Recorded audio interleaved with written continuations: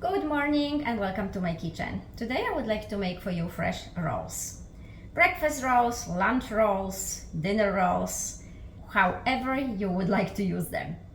I actually make those when I need to pack lunches for children for school, and it can be a turkey sandwich, avocado sandwich, or if they have a sweet tooth, maybe cream cheese with some jelly on it. They are a little bit softer, and the secret to them is putting 2 tablespoons of yogurt into the dough.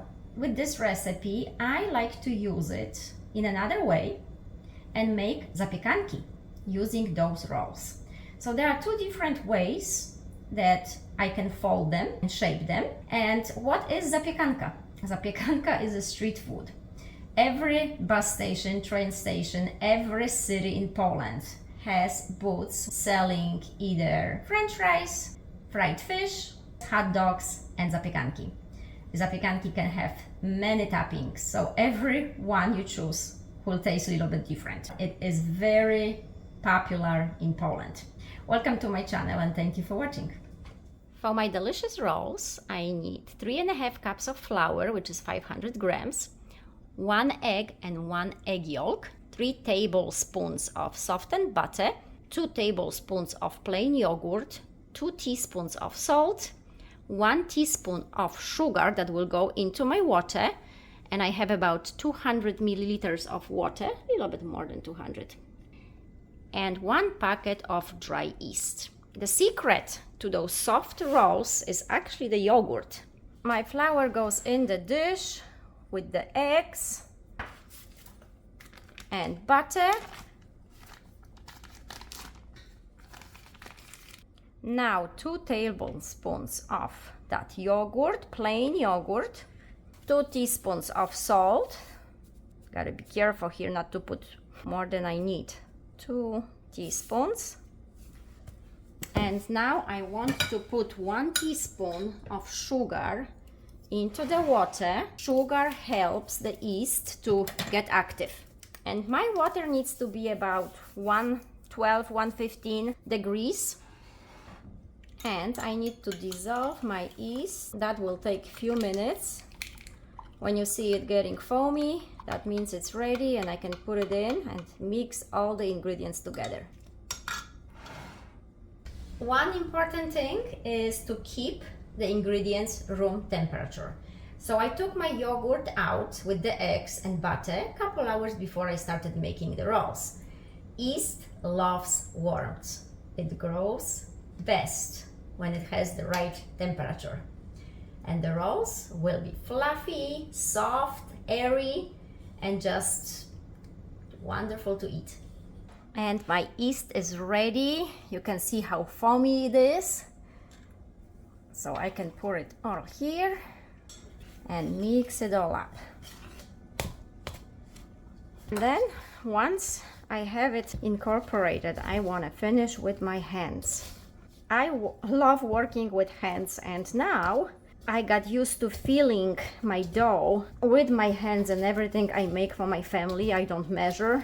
The more you bake, the more you cook, the less you will need your measuring tools. You will just know what to do, and you will know how the consistency of any given dough you make should look like, so you won't be using tools that much. Now I want to sprinkle a little bit flour around and on top, and I will cover it now, and I will see you guys in about an hour. And it is time to check on my dough, and you can see it doubled, well, maybe even tripled in size, which is very good news. So it is time to form my rolls. So dust my board with flour.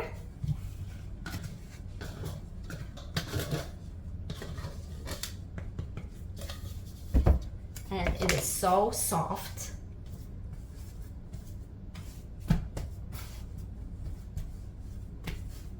Oh, those fresh rolls coming out of the oven.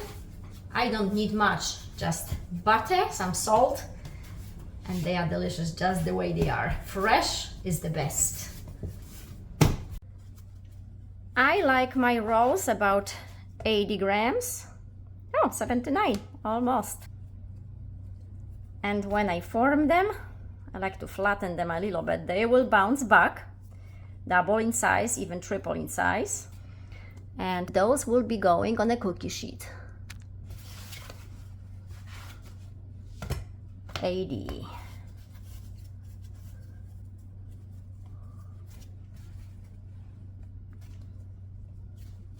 You can dust them a little bit in flour so they don't stick. And I will get my cookie tray here so you can see better. 79, perfect. I like using scale, so my buns are the same size.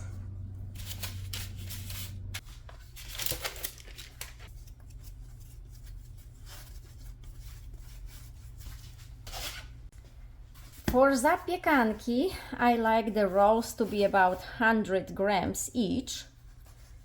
Not too big, not too small. Usually those are bigger when you buy them in store, but at home I rather make them smaller. If I want to eat 2 of them, I eat 2 of them, but if I have a really big one and not finish it, it's a shame.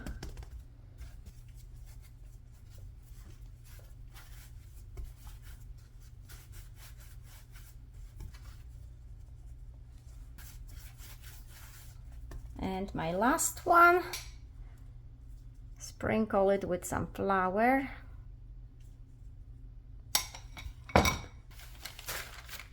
Cover it until they double in size, probably half an hour. And it's time to check on my buns. Nice and airy. I think those are ready for baking. Now I need to preheat my oven to 365 and those will be baking for about 15-20 minutes. My oven is preheated, but I like to decorate my rolls, so I will just make small cuts so the air can escape while baking. You will see it once those are baked.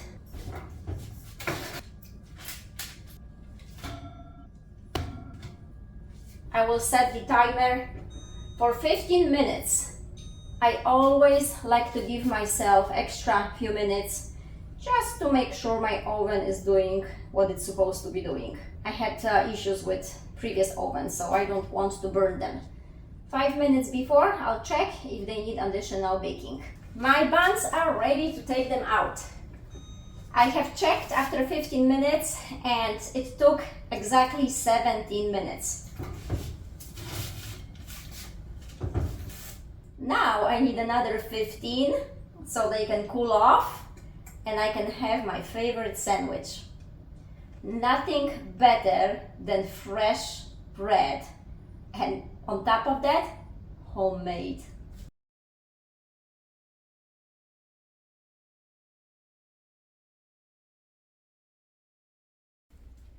And here is a closer look. You can see the cuts I made.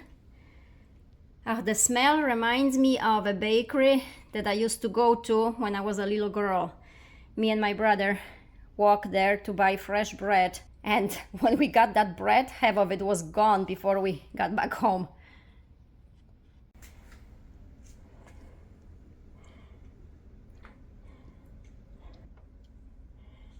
So in few minutes I'll put the mushrooms and cheese, and I just remembered that my mom also liked to put slices of ham on those. But possibilities are endless if it comes to the toppings.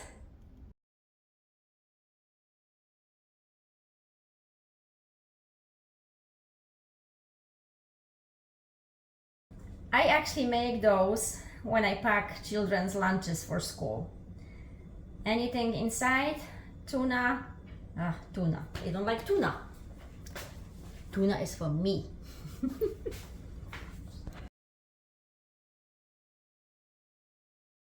I would like to let you know why I am a big fan of using scale instead of the cups. I do put measurements in cups so it's easier. As you know, I'm from Europe, so everything for me is in grams. And here in United States, any recipes you have is usually in cups. But I want you to pay attention to one thing, so take it as a tip. I learned by mistakes because I've done it before. So I have put together a flour, the same flour, all-purpose flour, into the same measuring cups. Exactly 2 cups in here and exactly 2 cups in here. But I want to measure it using the scale and show you if there is a difference and how much of a difference it can be. So here is the first 2 cups of flour, as you can see, 2 cups. And here is exactly 2 cups, all around, no cheating. And I will turn on, and there's nothing here, my scale, so it's set to 0. Maybe I should show you. So it's set to 0, if you can see. Okay, and I will put the first 2 cups in, and it says it is 248 grams. So now I will take this into a different cup, and it's empty. Put it back, it comes back to 0. And now the other 2 cups, all of it. And this one is 314. So now you can see that 2 cups are not created equal, right? They do not measure on a scale the same. So why is that? Well, it's all about handling the flour. If we are gentle with it, the flour is fluffy, it's light, and then 2 cups, nice fluffy flour. If you handle the flour, shake it, kind of bang it, on the surface somewhere, it loses its volume because it becomes dense. So you keep adding to have exactly 2 cups, right?